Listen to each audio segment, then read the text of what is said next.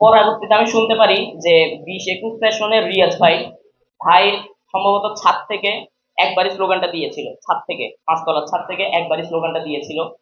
আহ, একবার স্লোগান দেওয়ার পরে মোটামুটি ছাত্রলীগ ওনাকে আইডেন্টিফাই করে, এবং আমি যতটুকু শুনতে পেরেছি যে ছাত্রলীগের তৎকালীন প্রেসিডেন্ট শান্ত তাকে ডাক দেয় তার রুমে, ঘটনা কি, কেন সে স্লোগান দিচ্ছে, এসব বিস্তারিত জানার জন্য। পরবর্তীতে সে গিয়েছে কিনা, উনি গিয়েছে কিনা আমি জানি না ঠিক।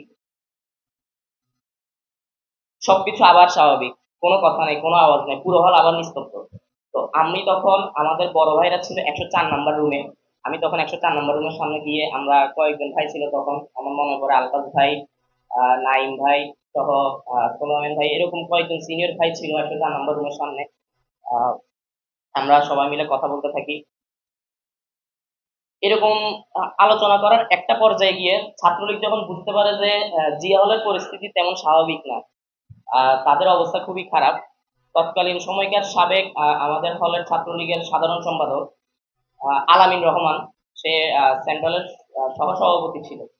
সে প্রত্যেকটা রুমে রুমে গিয়ে বোঝানো শুরু করে।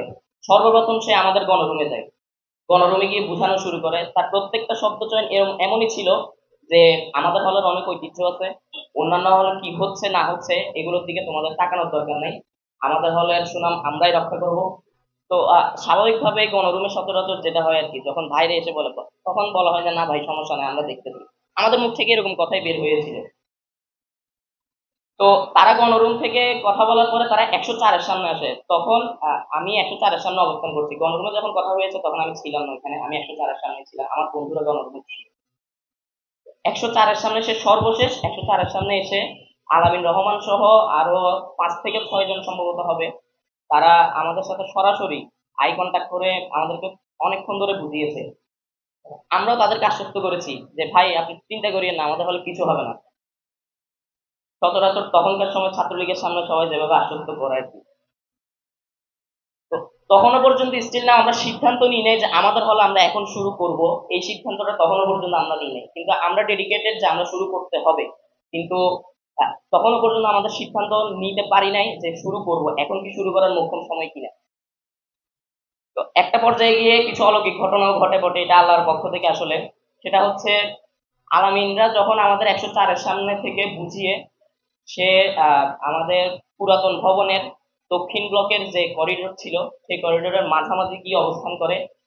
তখন 4 তলা কি 5 তলা থেকে 17-18 সেশনের কিছু ভাইরা রুমের ভিতর থেকে কোটা নামে এটা বলে চিল্লাই, রুমের ভেতর থেকে, তারা কিন্তু বাহির হয়নি, রুমের ভেতর থেকে। তখন আমরা সবাই 104-এর সামনে অবস্থান করছি। তো তাদের এই চিল্লানো শুনে আমি এবং আমার মনে পড়ে 19-20 সেশনের আলফাজ ভাই, আমরা দুইজন দৌড়াই, তাদের সামনে যাই যেখানে ছাত্রলীগের ওরা দাঁড়িয়ে আছে, এবং তাদের সামনে গিয়ে আমরা 5 তলার উপর তাকাই যে কে দিয়েছে, আমরা কি দেখতে পাচ্ছি কিনা তাদেরকে। দেখা যাচ্ছে কেউ নাই, হয়তো বা ভিতর থেকে তারা স্লোগান দিয়েছে।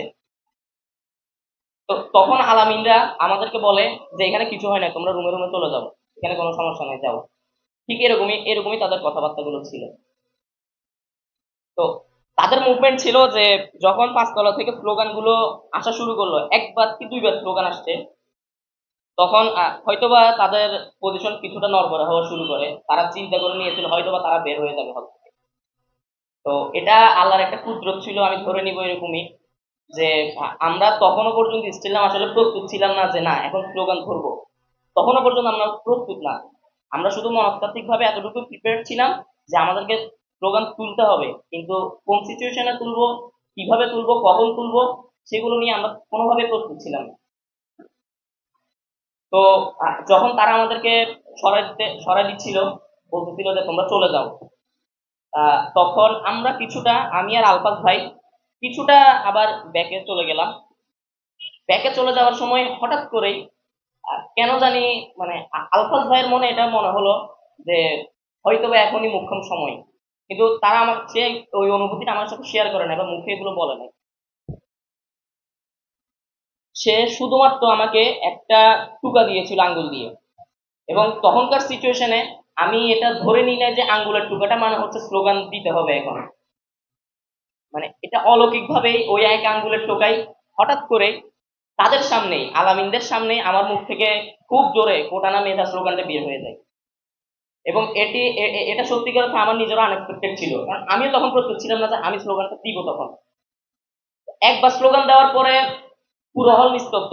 তারা আমার দিকে খুব বড় বড় চোখে তাকিয়েছিল, কারণ তারা 104-এর সামনে আমাদেরকে এসে বুঝিয়ে গিয়েছে যে এখানে কোনো হবে না কিছু। আমরাও তাদেরকে আশ্বস্ত করেছি যে কোনো সমস্যা নাই ভাই, আমাদের হল আমরা দেখবো।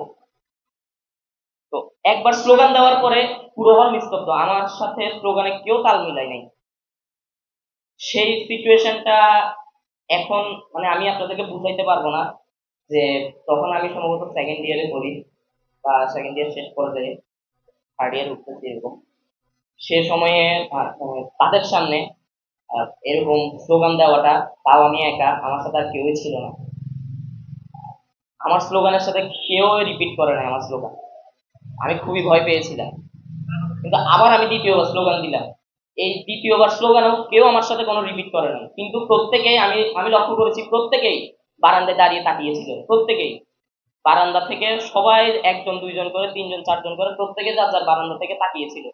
কিন্তু দ্বিতীয়বার স্লোগানেও কেউ আমার সাথে একটাবারও কোটানা মেধা স্লোগানের রিপিট দেয়নি। তখন স্বাভাবিকভাবে আমার সত্যিকার অর্থে খুব খুব বেশি ভয় লেগেছিল। মাথা থেকে এক প্রকার ঘাম ঝরার মতো অবস্থা, কারণ মানে আমি তখন জুনিয়র ধরতে গেলে হলে।